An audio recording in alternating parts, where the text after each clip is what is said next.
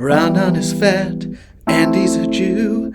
He'll tell you something that you already knew. Your favorite movie sucks. Your favorite movie sucks. American Beauty or Forrest Gump. Your favorite movie sucks. All right, we are back with another episode of Your Favorite Movie Sucks with a guest who came very far, all the way from he was actually closer to the podcast studio than I was, because I'm on the upstairs floor of this building, and he's on the first floor, and the podcast is in the basement. So this is my neighbor and dear friend, Steve Rogers. Thanks for having me. Of course. I'm like the middleman of this podcast. Yeah, exactly. And you got a new new special coming out. Yes. On Nate Nateland. Nate Bargatze's channel. Yeah. That's awesome. Yeah. When's it coming out? Comes out April 11th. That's awesome. Is that coming up or is that past? No, it's coming out. We're coming out after April. Oh, great! It's out. Yeah, that's what I did. Yeah. I did want it, but I have no idea. Check it out. He opens for every clean comedian who's successful on the planet. He opens all for the non-canceled. He is Brian Regan's opener. Tom Papa's and Nate Bargatze's. Yeah. What about Jim Gaffigan? Is that the white whale? The pale whale. The pale whale. Yeah. Hi, Jim. I'll send him veils. I haven't. I've had to follow him at like a New York showcase. Okay, yeah. But yeah, I've never worked with him. He's an interesting when you watch him. I mean, I don't mean this as like I think he's a great comic, obviously. Yeah. And I don't mean this like negatively, but he's not like the harsh follow at a club just because he's so focused on just running his material. Yeah. And he's not really. It's almost like he doesn't even really care about the audience that much. Yeah. He's kind of focused. He's thinking about bigger things like yes. the arena. 100%. So it's like it's always great, but it's laid back. It has a laid back quality. Yeah, you know? I mean, I've seen him with what looked like a script for a movie, and it's his act. Yeah, it's like crazy. It's really funny. He's like not giving. He's like doing it laid back, and his specials are pretty laid back. So it's like he's giving it. It's like Todd Barry being like, "I'm not going to give it my all for this. I'm just running. For this one, material. I'm going to talk really soft." But that's the thing about following big name comedians at shows. It's actually not that hard for the most part, because if you're like famous, it's almost like part of your hierarchy. You don't go out like Chris Rock doesn't go out on stage like. I was gonna do the voice, but like he's not on stage like. Just I thought you were gonna do the bit. Yeah. He's not on like what is going on. He's not. I do the bit. I don't care that there was a whole famous Office episode making fun of white people doing the bit. I still do the bit. The bit's great. You can do Chris Rock's voice. Chris Rock's voice is not, in my opinion, not a stereotype voice. It's such a unique voice. Yeah, I mean, you can tell it's black. Yeah, that's true. You can't I wonder what if you just heard someone. Is that Mr. Bean? Yeah. but so anyway, it's not too hard to follow. Certain comedians who just kind of like are, just kind of coming up there just chilling. Right. I mean? Yeah, they're getting ready for, like you're saying, their tour. The hierarchy of comedy is which venue you treat as an open mic. Yeah. And for those guys, they treat the Comedy Cellar as an open mic. Yeah, with a place we're sweating at as their like lounge. Yeah, it's crazy. Exactly. So we're not here to talk about comedy. People hate it when we don't go into the movie right away. Let's do it. Let's get right into it. They might also hate it when they find out the movie. We got we got some film buffs on here, but you know what? I've been wanting to have you on, and I know you're a lover of comedy. Love comedy. And we did a movie that I fucking rewatched and just fucking died laughing. So I mean, I think it might be our first comedy, the comedy classic, Steve's favorite movie, Ace Ventura. When not even the first one, his favorite movie is the sequel. His favorite movie is the one where they basically half of it is recreating gags. It is from but you know what? It's better than the first leveling. It levels everything up. Yeah, it does, and I think like to me, it's like the animal humor is the funniest part, and so obviously this has way more animal humor. Way more animal humor. Africa. Yeah, they're in the jungle. They're in the. It's so great. It actually makes you realize there's not that much animal interactions in the first one. No, I don't really. I like the first one, but you can, if you're watching and you haven't seen the first one. So you just like it? The second one's your favorite movie of all time, and you just like this first one? I like the first one. I feel like if this second movie is your favorite movie of all time, first has to be at least your second favorite movie. No, interesting. No, but like I like it. I enjoy it. I laugh when I watch it. Yeah. But I do think you can see the sequel without seeing the first, and those bits are equally as funny. Yeah, you'd have to be pretty mentally handicapped to not know how to follow along. What? I didn't see the first one. What? But there's so much deeper meaning behind when he talks out of his ass. It's not Godfather 2. They're like, why? Whoa. Wait, this. I don't even know what you wouldn't get if you didn't see the first one. Well, that's what I kind of think is awesome about this movie. Is it? Yes, they're 100% calling back or just recreating bits. Yeah, but I don't think they're doing like a no. And I also think like I guess if you watch this, I'm trying to imagine watching this without the first one. I guess they're obviously they don't as quickly call him a pet detective, so you'd be a little confused for the first. You'd be like, why is he saving these animals? Why is he rock climbing? But where were you when you saw this? Wow, definitely. We asked tough questions here. I love that question. I was at home, probably watched it with my dad. Okay, I feel like that's the answer to literally any. Yeah, all the next following questions. My dad. At home with my dad. Yeah, you have a very close relationship with your father. My mom and I are equally close, but she does not care for comedies. Oh, really? Or at least not the stupid ones like this one. Right. So this is something your dad likes to use. Yeah. At home like a rental, huh? I don't know if it came on TV and he's like, you got to see this. I think I saw the second one first also. So your dad, because like, it's interesting. Oh, so you saw the second one first. I think so. So that's interesting too. So you did actually have to not, you had to figure it out on your own. Yeah. And as a child, I was fine. So that shows you the level. But it's interesting. Like, I love this movie as a kid. Yeah. I don't think my dad was, like, into this shit. Right. So it is interesting because I do wonder, like, what I would think. I mean, now I watch again and I love it still. Yeah. I'm, like, dying laughing. But I also, it's nostalgic for me. Like, when you don't grow up in that. Like, I tried to show...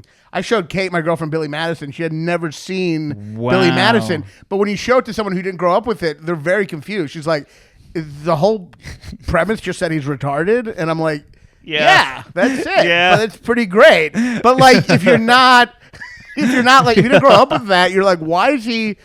Yeah. And then it's confusing. You're like, he's retarded here, but a little normal here. You know what I mean? Like, yes. He's smart enough to give the company to the guy at the end. Yeah. Who should have got it in the first place, but dumb enough that he thinks there's a penguin. Right. And I guess he's not even dumb. He's just kind of immature. Yeah, drunk. I don't think you ever see him get high. No. But he is just speaking gibberish. I mean, Adam Sandler and Jim Carrey are they're both have a lot of confidence to just do what they do. Yes. Like, to just know it's going to work. To just just have a whole film crew filming you go, shibba dooba dooba dooba, or everything. Stop looking at me, Swan.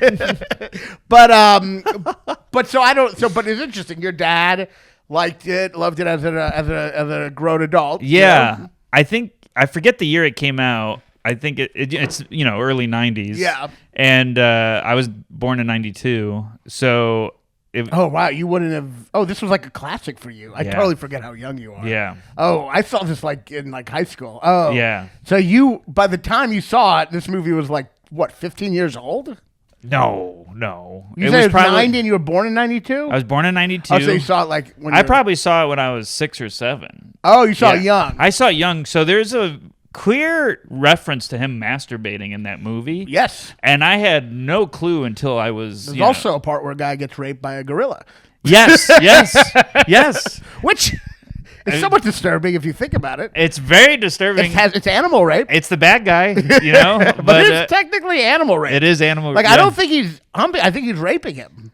Oh yeah. He's taking his gorilla cock and shoving it in that guy's ass, and this is like a children's movie. I don't think it's a children's movie. Well, I mean, it's not R. It's easy to disguise it as a to see it. Like, it's easy for me as a kid to see all this. I bet you when my dad and I watched it, he was like, oh, like a couple times. But to me, it's like also like when you show something as a kid, it's like either they get it, yeah, and that means they already know. Right. Or they don't get it, and then they don't know. It kind of doesn't matter. It doesn't matter. Because if you get it, you knew it, and if you didn't know it, you would maybe ask a question, and then they can lie. I never understood the masturbation scene. Like, well, you probably thought it was a mantra. Like I really did. You were tricked by Jim Carrey's excuse. Yeah, I was. I was like, and then... You're like, why is he so terrified of this guy saying his mantra? Yes. That part made me die laughing, by the way. His look when he gets caught, like... I find it so funny. To me, like one of my favorite just like gags is when someone's afraid and their reaction of fear is scary. You know what I mean? Like when their reaction of fear scares you, he's just so like it's just like when someone's fear is scary is just such a funny thing to me. It's so good. that look. Yeah. When he gets caught is incredible. The sound he makes and the shaking he's doing, like it's so funny. It's incredible. This movie is like so good and like 20% on Rotten Tomatoes. But critics are fucking. They do not understand comedy. No, they don't. It's insane. No, it's like 80% audience and 20% critics. But I don't know what it is. It's like. They can understand a comedy if it's like, I guess, like a very sophisticated satire, like, you know, like, I guess, like Dr. Strangelove or something, you know what I mean? Right. But this makes me laugh more than Dr. Strangelove. It makes me laugh so much harder than that. And it's I mean, there's bits from the beginning. I didn't know that the opening scene's like just a spoof of Cliffhanger. I was wondering when I saw that, I was like, Steve probably hasn't seen the movie made for adults that this is making fun of. Because I think I'd seen Cliffhanger before. Yeah, it's one of back in the day. I feel like those kind of movies, they don't really do spoofs anymore. No, but back in the day, a movie would spoof a movie that came out like a year before it. You know, and I had YouTubed the scene that it's making fun of to like get the. I mean, you don't need to, but I just to watch it. It's him holding a raccoon's hand, and the raccoon's. I mean, it's hysterical. Which broke when I was a kid. Broke my heart. It is sad. It's a sad scene, but it's also just. Well, it's just amazing because it's just like, you know, raccoons are fun because they have hands. Yeah. That image is very funny. Yeah. And just how upset he is. Yes. Is I don't know. I mean, obviously it's sad the raccoon dies. Yes. But it's also just a hysterical image. It's so funny. I mean, I never caught the subtlety of the monks hating him when I was a kid. I don't think anyone has referred to this movie with the term subtlety.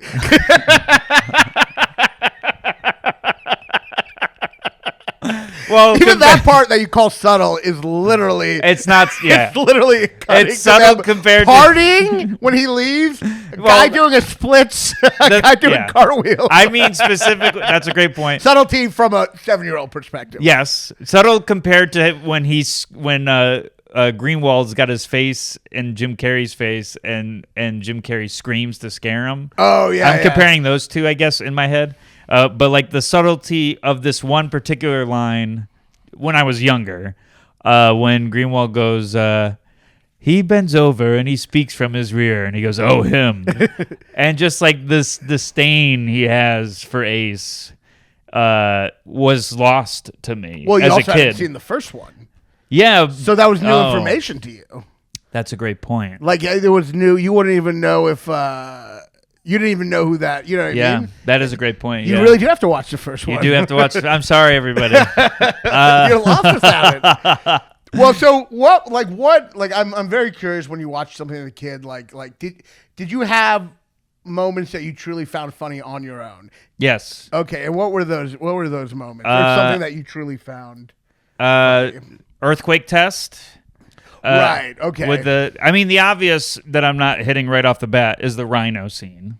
That, yeah. I mean, that's funny no matter what. The rhino's the best. It's incredible. But the earthquake test with the spitball, the one that always gets me is when the spear goes into one leg and then it's in another, and he's just going, ah. I love that part. I'm such a sucker for. I find it so funny when people are in pain. I do too, it's man. It's hilarious to me. The darts. Yeah. I think we lost them. I'm a legitimate sucker for slapstick. I am too. I really am. And it's not. I guess it's not intellectual, so critics don't know how to talk about it. Yeah. But it's like critics got to be better than this, because it's like the critics are literally like, this is terrible. It's like there's no way you can say him getting his monkey to. Him untying the monkey. Yes. And then the monkey leaving and him yelling at the monkey not untying him, and then him going down the waterfall yelling the monkey's name in anger. Yeah. You can't say that's not funny. I don't care what kind of critic you are. Yeah. How do you not recognize that as funny? It's so funny. How do you not? He gets the monkey. Like the monkey is a coward, and he's angry at the monkey. And when he comes back above the water, he's still screaming like he's still falling. Like I think there is a level of intellect to how stupid it's being. Yeah, I mean, it has to you have to be smart to be funny. Yeah, you know. I mean, they're being so over the top, but not. I don't know. The over the top elements of this movie don't make me go, geez. Like there's something great about it. Well, it's also like Jim Carrey is so psychotic in every moment. It's like I remember when I saw him in Living Color. I remember as a kid being scared of him. Like the fire chief. The fire chief was scary. I found it scary. They showed him burned a lot, but his face is scary. It's a psycho. You know what I mean? It's a scary face. Like Robin Williams. I mean, he's similar to Robin Williams in the sense that they both kind of are a vessel for quoting other stuff. You know? Yeah. Like Robin Williams' whole comedy is just reminding you of a commercial. You know what I mean? but that happened. Yeah. But Jim Carrey does it in such a more psychotic, not lovable way, you know? Yes. Yeah, that's true. That he's not this loved being like Robin. No, he's very obnoxious. Yeah, and he with his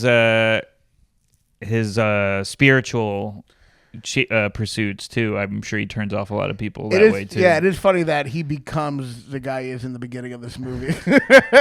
Just this pretentious spiritual guy. He literally did become that. Oh my God, he did. Yeah, I also feel like the Andy Kaufman movie ends in a similar way to when they take the stuff out of the people's stomach. Yes, you know? yes. But yeah, I mean, it is such a funny movie. I love it. I just don't I don't know. I consider myself a decent film critic. I can recognize, I saw critics. One of them was listing the things that make it bad, and even the sentence maybe it was just an adult man vomit feeding a baby bird. I was just laughing at the sentence. How can you write that as an example of something not funny and not look at that sentence and be like, that's fucking hysterical? I don't get it. I really don't. This critical blind you know? It's it's even Pauline Kael, who I love, even she said Airplane was so forgettable. You know, it's just I guess comedy obviously it doesn't need good character. No one's an interesting character in this besides Jim Carrey. Right. I guess it doesn't need it. Doesn't good comedy does come from the gut. Yes. And there's nothing you can break down as a critic, you know? Right. But why can't you just say him grooming a bunch of monkeys is funny? Him in a line. Oh man. Yeah, the master of disguises, and he does nothing to change his appearance. He's just doing what the animals are doing. It's so It's amazing. It's a movie that they don't. I mean, it sounds like a cliche, but I feel like the character that's its own, like, kind of made up, interesting, distinct character. They don't do that anymore. It's every comedy is just Seth Rogen being like, "I'm Seth Rogen." Blah, blah, blah, blah, blah. That's an excellent point. It's like they don't have that. There's no everyone's a straight man, and then here's this crazy character. It's all just everyone is like just like like a. It's just well, comedy's been ruined in my opinion by this kind of like. Not that Judd Apatow movies are necessarily bad, but like this naturalistic people just riffing. Right. It's been ruined by that. Yeah. And now it's a lot of shit where people are having fun. It's like the great comedy is no one's like, I mean, I guess he's having fun in this, but like the great comedy is like there's serious like frustration and like, and like just this, like everything.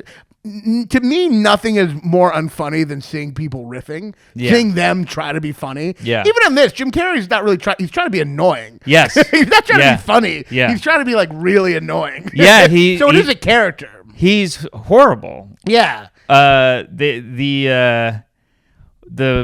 He's not winking at the audience. I mean, I know it seems like he is, but he really isn't. He isn't just this annoying entity. He loves animals, hates people. Yeah. He literally at the party with all the rich people, he puts his hand on everyone's plate as he walks to the other side of the party. He's a misanthrope. It's so like great. Yes. I also find it so funny that the whole joke about him being a Monopoly guy, it's just they just made that guy to look exactly like the Monopoly guy. Yeah.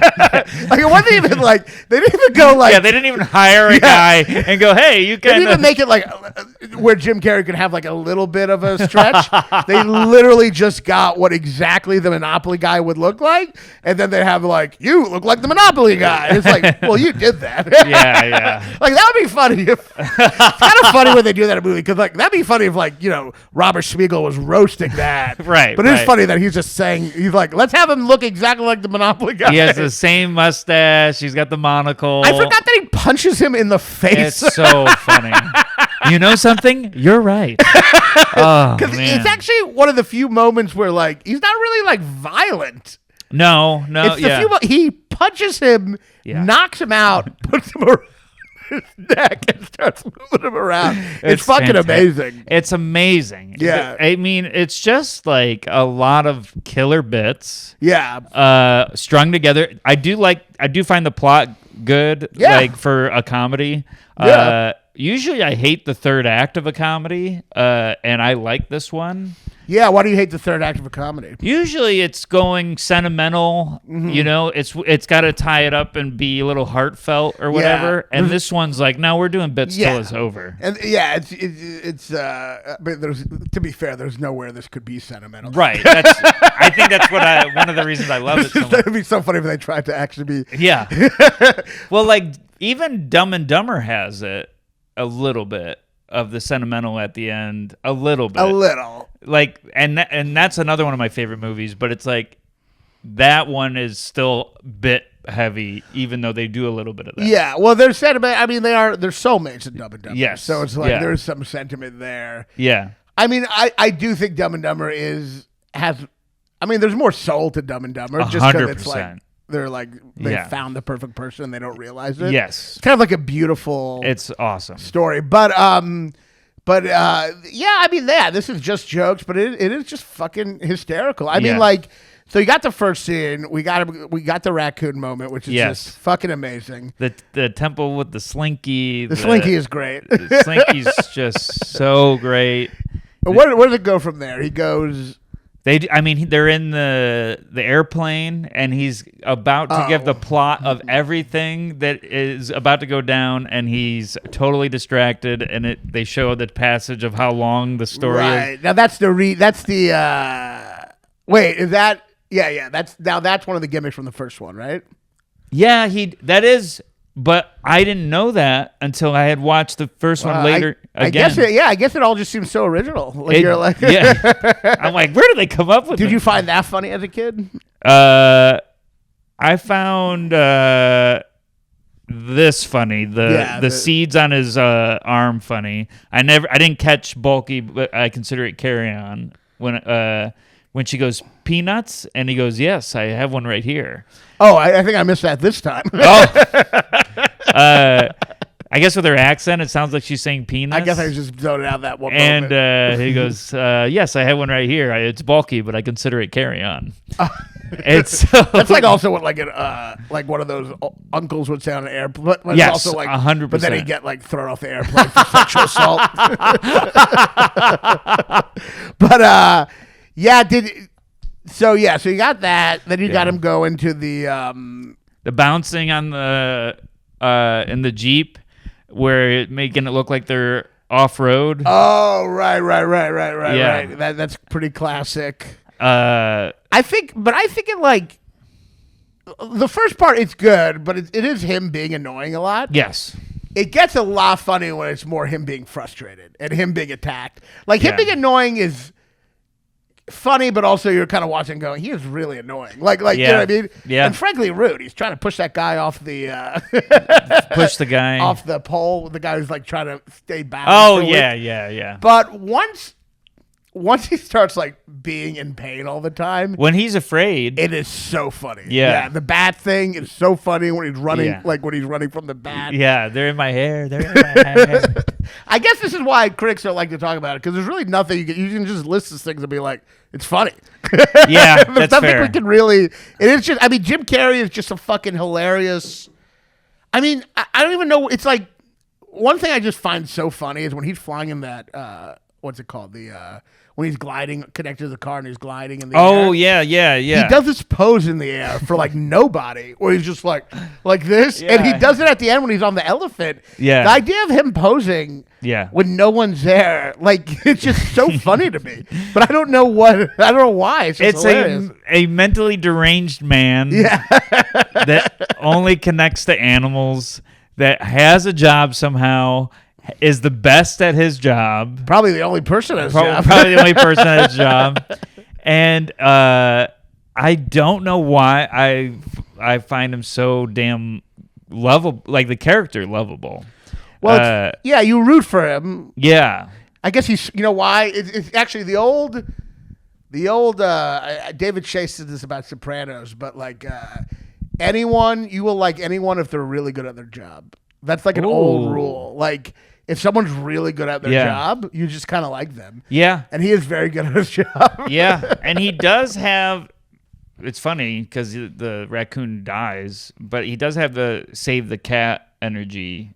With the raccoon. With the raccoon. I guess that's a little his profession is save the cat. Yeah. That's true. Yeah.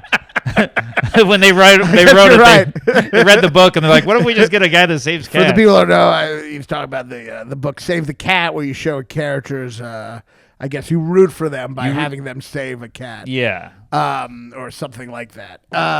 Yeah. I mean, that is like that is fucking hilarious. It's like it is like he is. Yeah. I mean, we like people who like animals more than humans. Yes, we do, and I maybe that's what I'm connecting to. Mm-hmm. I mean the scene where I forget the bad guy's name. I'm sure it's Nigel. I don't remember, but we can just say it's Nigel. We'll say Nigel. when they introduce him and he comes over to Ace and he's on the horse and he's flogging the horse. Yeah, and then Ace takes it out and hits him with it, and he goes, "Funny, it didn't seem to hurt you when you were doing it to the horse."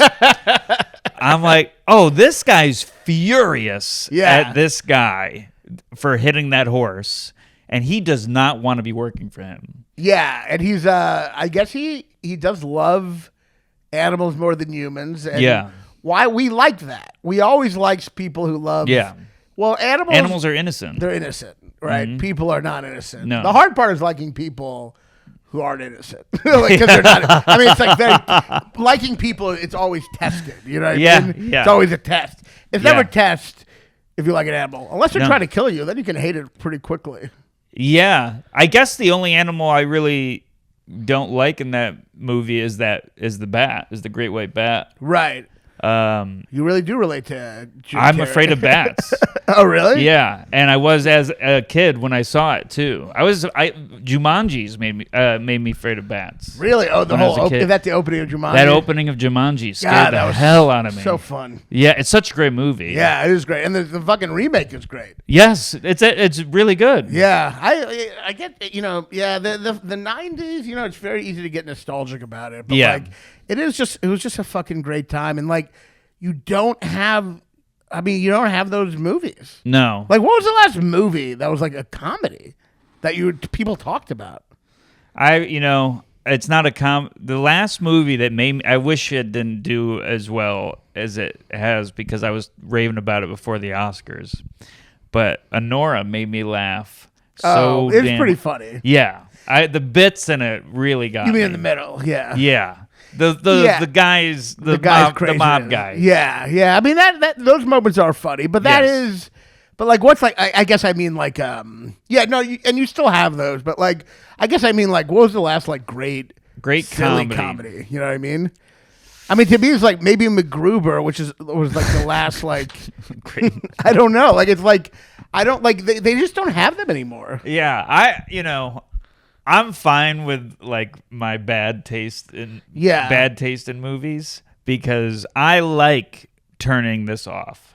Right. I love it. Yeah. I mean, MacGruber when he's having sex with the ghost. I mean, that is so funny. Oh yeah. I mean, it's great. Yeah.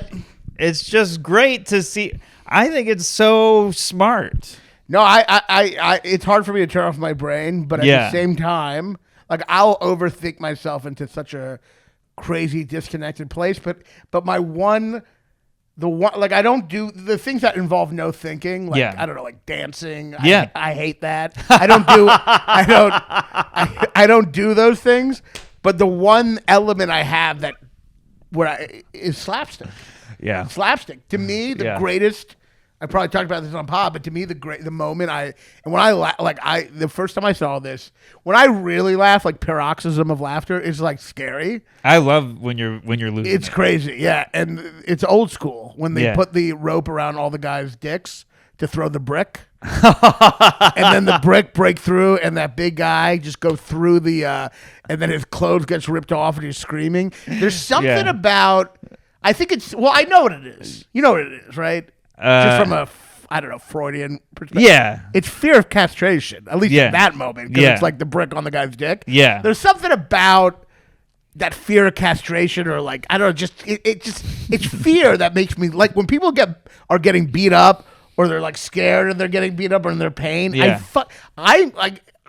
pain makes me die laughing. My mom laughs the hardest at pain. Yeah. And I do think it's the people that have experienced a lot of it find it very funny too. Mm-hmm. Or, torment in some way or another, or just pure relatable of like I've been hit in the face with something. Right. I know what that felt like. But it's such a bizarre, like, okay, so when Jim Carrey goes, throw that arrow. I'm as quick as a whatever and quick as this. Oh yeah. And then the arrow just. With the speed of a mongoose. Yeah, speed of a mongoose. And the arrow just hits him and he looks down and he just goes, ah! Why is that so funny? He's immediately humbled. Yeah. He's very arrogant in the beginning of it and immediately humbled. But it's also the...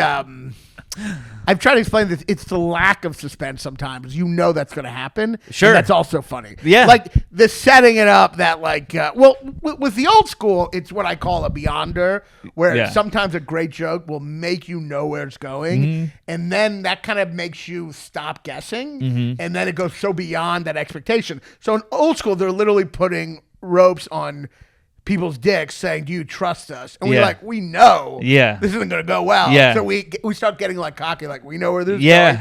But then the fact that it like breaks through the grate and brings him down and rips off his clothes, that's a misdirect where you're like, it's the misdirect of making you of building it up and then just going beyond. Another great example of that is in Young Frankenstein, where Gene Wilder, when they first try to bring him to life and he doesn't come to life, Gene Wilder makes this big speech, which he's gonna go against. And they set up Gene Wilder's like, no reason to get mad. Even though he gets mad at everything. He's like, no reason to get mad. We are men of science.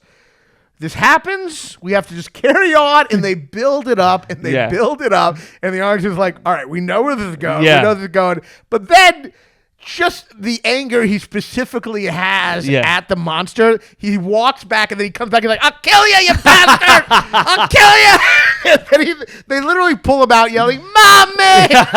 And it's like the misdirect of just knowing it's going to happen, and then it just goes beyond that. Yeah. I guess, I don't know if the arrow hitting his leg is exactly, like, you know it's coming, and that's kind of exactly what you thought was going to come. Well, you don't see the next one I coming. guess the next one you don't see coming. Yeah. Yeah. It's not a full, like, to me, it's not as great as those two moments. I agree. But it's also like, I mean, Jim Carrey in pain. And maybe it's because he's so annoying the whole movie. Yeah. That we can kind of, he's so arrogant and annoying that we don't worry for him. Yes. You know what I mean? So like Robin Williams, like that might be, we'd feel bad. Yeah. Or John Candy, we'd feel bad. Yeah. But Jim Carrey's so annoying that Wow. like we do have a little bit of like, we're okay with you going through that. I mean, the rhino scene, you don't think he's going to be crawling out of that rhino's ass. And That one might be a Beyonder. That one's a Beyonder. Yeah. That's definitely a Beyonder. Because all of a sudden you see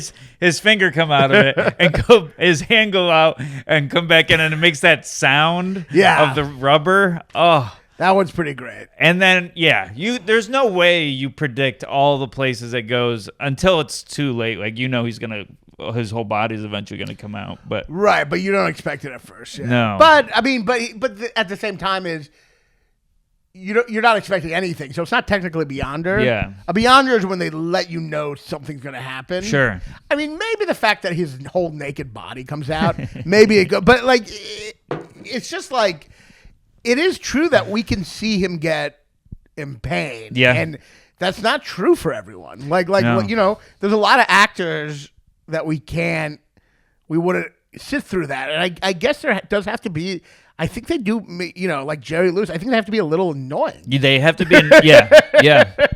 Well, like, I really Or like... psychotic, so we don't, like, feel, you know, the same level of, like, you know, empathy or something. Do you watched Pink Panther movies? You know, I've never seen them. Oh, really? Yeah. I like them.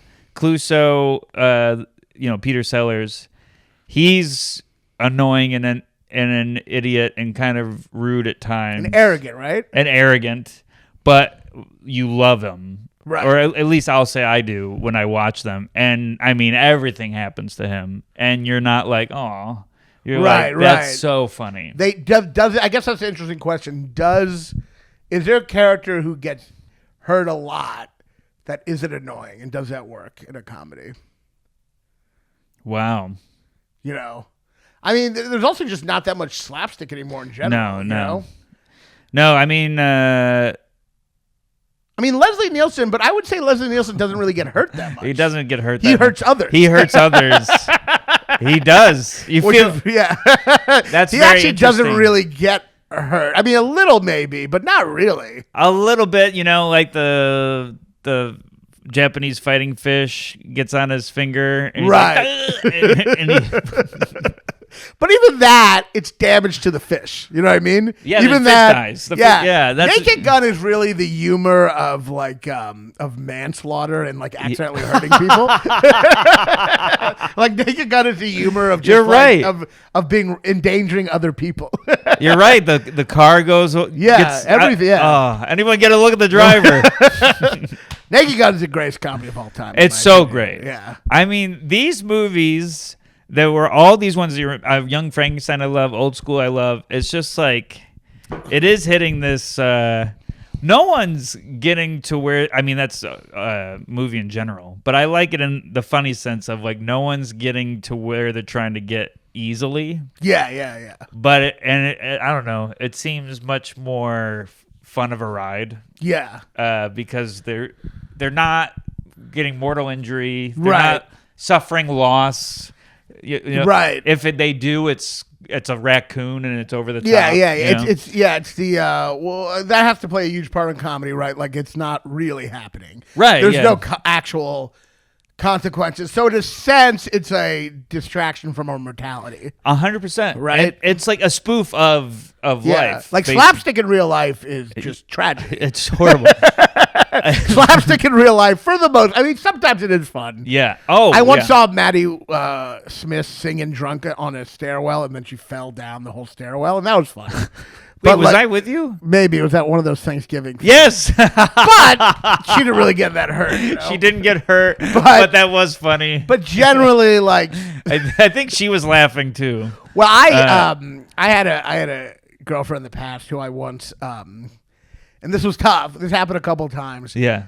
So she'd jack me off sometimes, and one time she jacked me off, and I came in her eyes, and I couldn't stop laughing.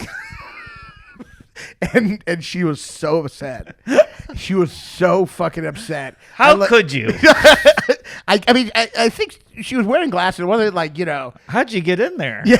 It just shot up hard, and it hit her in the eye. Maybe she wasn't wearing glasses. It hit her in the eye, and I know that's frustrating, but I was dying laughing. And it happened twice. Not in one night. That would be a problem. It happened twice, and she got so mad at me. Same eye or different eye? I can't remember if I mixed it up or not. She got so mad at me, but I couldn't help it. It's just like, it's funny. Coming in eye. It's funny. But then a year later, this is really the old, like, how comedy works. I got cum in my eye. It stung so badly. I will never find that funny again. It got in my eye. And it gave me, like, it stung for like 3 hours. And that's comedy. That's comedy. That is comedy. Come in your girlfriend's eye is funny. Yeah. Come in your eye, not so funny. That's the old Mel Brooks quote. What is the Mel Brooks quote? Yeah, you fall in a sewer's comedy. I cut my finger as tragedy. You know what I mean? I've never heard that one. That's a good one. I've redone it to be the cum in the eye, but it's the same idea. Man. That's so funny. But it is. It's like suffering where because suffering is a part of life. We all relate to suffering. Right. I don't mind seeing it in a cartoonish way once in a while. No, it's great. Yeah. What do you mean? That's like all you watch. I do watch. Once in a while. Yeah. I do. No, I watch other stuff. But What's in your heart, though? What's the stuff you like to watch? In my heart is let's be stupid. But let me ask you this, and here's an interesting question. Does it come from empathy or lack of empathy? Because sometimes I think when I see someone getting beat up and I'm laughing, I feel like it's an empathetic thing where it's so terrible I'm laughing. Yeah. But obviously at the same time, you're laughing at other people's pain. Yeah. So it's a question. I mean, like, I know there's these rules of certain philosophers or Freud, Kant, the philosopher, talked about the different types of comedy, and Freud has also talked about them. I've never really studied it because you're always afraid you're going to learn it hurt. But with Kant, I believe, I forget the 3. One of them was incongruity, which is like which makes huge sense. Yes. Camera panning, chimpanzees grooming each other. Yeah. Jim Carrey's the 4th. Yeah. That's incongruity. It's hilarious. Stewie from Family Guy, Baby, who's talking like that. Incongruity, always great. And then one of them is feeling superior to someone stupid. Yes. Which is like, the way we laugh at Homer Simpson kind of.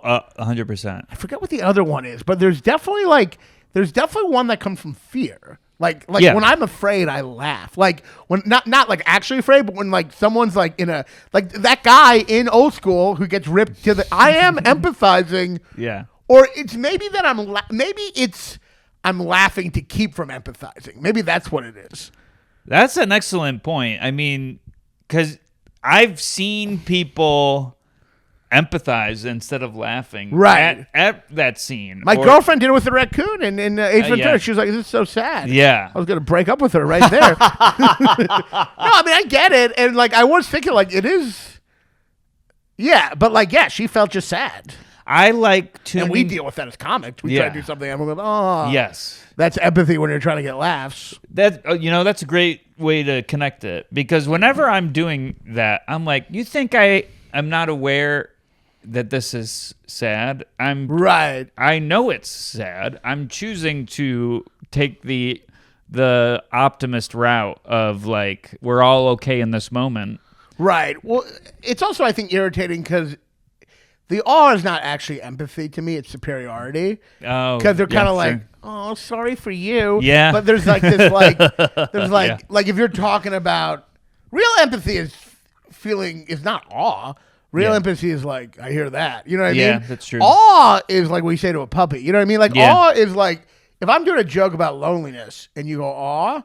That means you're not relating to this loneliness we all feel. Right. It means you feel bad for my specific thing. So every time we hear awe, it's the sound of our attempt at being universal getting rejected. You know what I mean? Our attempts to take our life and make it universal. When they say awe, it's them saying, this is not universal. This is just to you, you fucking lonely weirdo. It's what we hate that sound. I hate it so much. But that's what it is. You're getting your attempt to relate to people is getting rejected. Yes. Yeah. Under the guise of thinking like they're being empathetic. Yeah. So that is not real empathy. No, I never thought of it that way. I just hear the sound and I get Andy's a Jew. agitated. Also, He'll if tell you empathize- something that you already knew. Your favorite movie sucks.